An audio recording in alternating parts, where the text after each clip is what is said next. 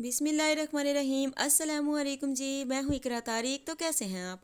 आज हम बनाएंगे विंटर स्पेशल में बहुत ही मज़ेदार बेसन की बर्फ़ी। आज से पहले आप लोगों ने शायद ही बेसन की बर्फ़ी ऐसी वाली खाई होगी, जिसको बनाने का तरीका बेहद ही आसान है और ये बनती भी बहुत ही जल्दी है।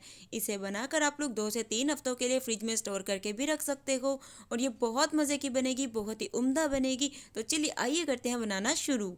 सबसे पहले आप लोगों ने यहाँ पर कोई भी बर्तन ले लेना है। अगर आपके पास नॉन स्टिक का होगा तो ज़्यादा बेस्ट हो जाएगा काम। बर्तन लेना है, फ्लेम को आपने मीडियम करके ऑन कर लेना है, बिस्मिल्लाह आपने पढ़ लेनी है और इसमें ऐड करना है पूरा 1.5 कप घी। अब मैं आपको बताती हूँ सारी चीज़ों का मेजरमेंट घर के किसी भी कप से आप लोग कर सकते हैं। 1.5 कप पूरा मैंने इसमें घी इस्तेमाल किया, बनस्पति घी। आप लोग चाहें देसी घी का भी यूज़ कर सकते हैं, लेकिन आपको घी ही इस्तेमाल करना है बर्फ़ी बनाने के लिए।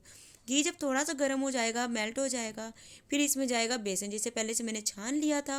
और बेसन यहाँ पर मैं यूज़ कर रही हूँ पूरे 3 कप। 3 कप मैं यहाँ पर मेजरिंग कप से सारी चीज़ों को मेजर किए हूँ। आप लोग घर में किसी भी मौजूद कप से मेजर कर सकते हो, टेंशन की बात नहीं है। बनाइएगा तो इसे ज़रूर से। उसके बाद जी देखिए, बेसन को हमें शामिल कर देना है और आप लोगों ने क्या करना है, बेसन की भुनाई करनी है। फ्लेम को मीडियम टू लो कर लेना है, क्योंकि जितनी अच्छी भुनाई करेंगे ना, उतना ही आपका बेसन की बर्फ़ी बहुत ही मज़े की और ज़बरदस्त बनेगी।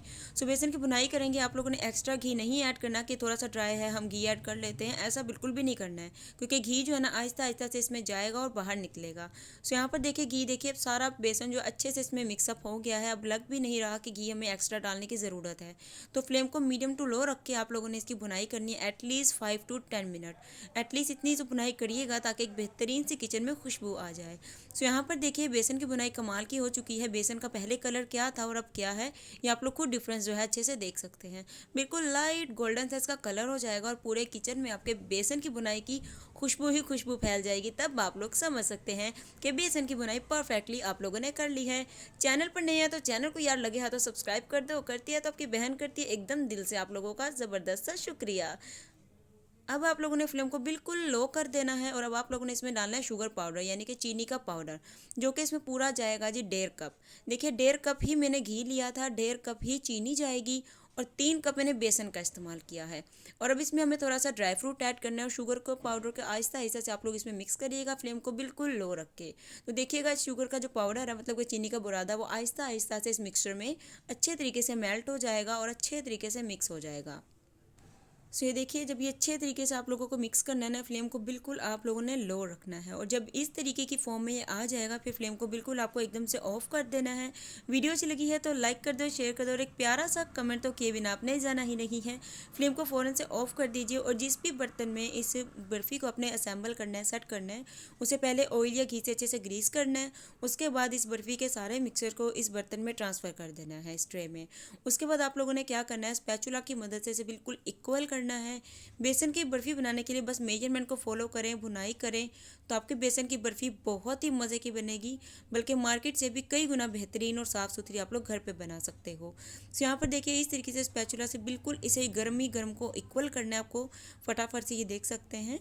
और इसे कितनी देर के लिए फ्रिज में रखना है बताती हूँ। जब ये इस तरीके से इक्वल हो जाएगा ना, फिर आप लोगों को इसके ऊपर थोड़ा सा ड्राई फ्रूट ऐड करना है, ताकि बर्फ़ी का जो लुक है ना, बहुत ही खूबसूरत से निकल कर आए। तो देखिए गरम गरम के ऐड करते हैं, ड्राई फ्रूट सारा ऐड कर दीजिएगा और उसके बाद स्पैचुला हल्का हल्का सा ऊपर प्रेस करिएगा, ताकि ड्राई फ्रूट अच्छे तरीके से ना इसके अंदर प्रेस हो जाए। और यहाँ पर देखिए अब इसे हम लोग रख देंगे फ्रिज में। तकरीबन हमें इसे फ्रिज में रखना है आधे से पौने घंटे के लिए, ताकि ये अच्छे तरीके से सेटल हो जाए। तो देखिए चलिए आइए फटाफट से फ्रिज में रखते हैं, इसे बाहर नहीं रखना है। और गरम गरम को ही आप लोग फ्रिज में रख सकते हैं पूरे आधे से पौने घंटे के लिए। मिलते हैं जी आधे घंटे के बाद।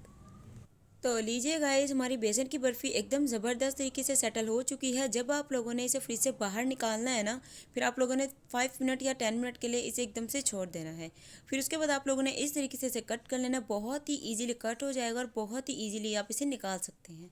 सो यहाँ पर देखिए इस तरीके से आप लोग इसे सेटल कर सकते हैं, जो भी शेप देना चाहें वैसे भी कट कर सकते हैं। बेसन की बर्फ़ी आपकी बहुत उम्दा बनेगी, बहुत मज़े की बनेगी, कमाल की बनेगी। इवन कि इतनी अच्छी बनेगी ना, सभी आपकी तारीफ़ करते बिल्कुल भी नहीं थकेंगे।